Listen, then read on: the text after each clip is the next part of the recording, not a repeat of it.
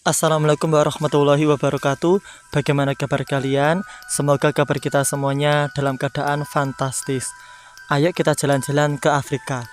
Di tengah-tengah lebatnya hutan Ituri, di jantung benua Afrika, tersembunyi sebuah komunitas kecil yang dikenal sebagai suku Ewe. Suku ini adalah salah satu kelompok etnis paling misterius dan tertua yang hidup sebagai pemburu dan pengumpul, beradaptasi dengan hutan yang gelap dan penuh rahasia. Namun, di balik kehidupan sederhana mereka, terdapat kisah-kisah menyeramkan yang telah diwariskan turun-temurun. Malam itu, bulan purnama memancarkan cahayanya yang pucat, menembus celah-celah dedaunan hutan. Di sebuah desa kecil, di tepi sungai yang berkelok-kelok, para tetua suku Ewe berkumpul di sekitar api unggun. Mereka bercerita seperti biasanya, tetapi malam ini ceritanya berbeda, lebih menyeramkan daripada biasanya. Tetua tertua yang dikenal sebagai Mamba mulai bercerita dengan suara serak dan tenang. Matanya memandang ke kejauhan seolah melihat ke masa lalu.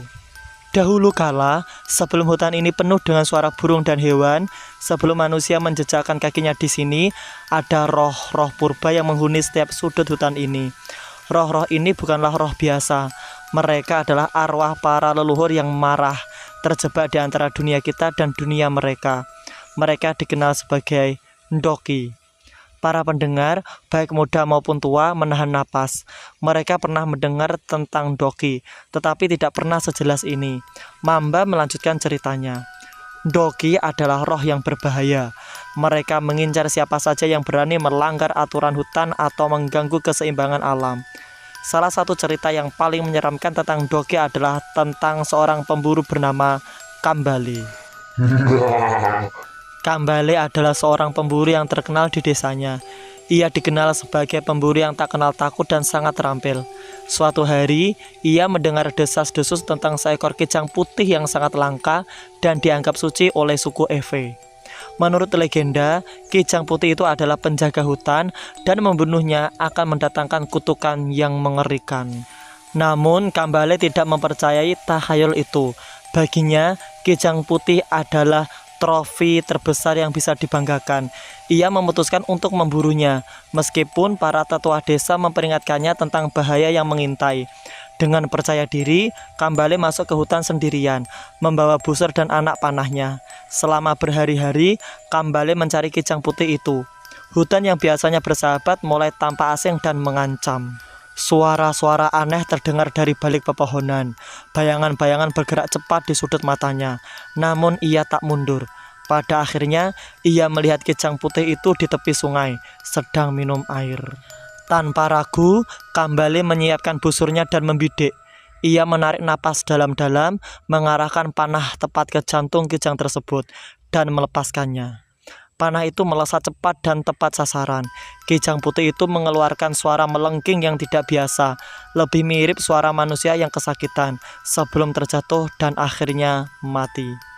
Namun ketika Kambale mendekati kijang itu untuk mengambil trofinya, tiba-tiba udara menjadi dingin dan gelap. Suara-suara aneh semakin keras, dan bayangan-bayangan mulai mengelilinginya. Ia merasa ada sesuatu yang mengawasinya, sesuatu yang bukan dari dunia ini. Kambale mencoba melarikan diri, tetapi setiap langkahnya terasa berat, seolah-olah hutan menolak untuk melepaskannya.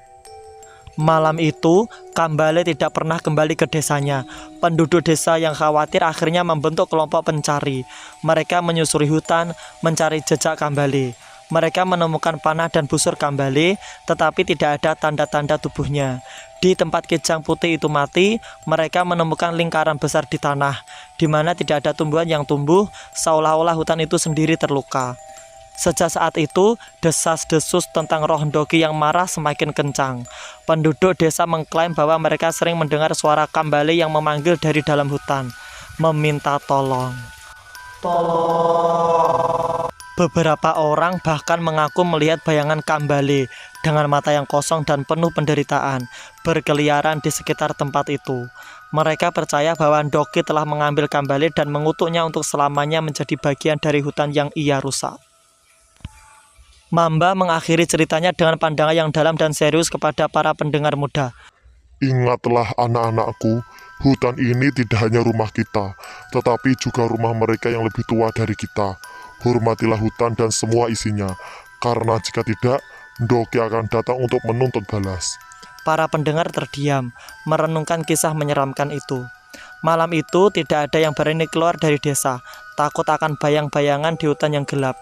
Cerita Mamba menjadi pengingat abadi tentang kekuatan alam dan roh-roh yang menghuni hutan Ituri, serta tentang nasib tragis Kambali yang telah melanggar keseimbangan suci alam. Dan hingga hari ini, di malam-malam ketika angin berhembus pelan dan bulan bersinar terang, suara-suara aneh masih terdengar dari dalam hutan Ituri. Penduduk desa Eve tahu bahwa itu adalah peringatan dari Ndoki, mengingatkan mereka untuk selalu menghormati dan menjaga hutan yang menjadi rumah mereka. Itu dia pelajaran yang bisa kita ambil dari cerita Tetua Mamba. Semoga cerita ini bisa mendatangkan manfaat untuk kita semua. Wassalamualaikum warahmatullahi wabarakatuh.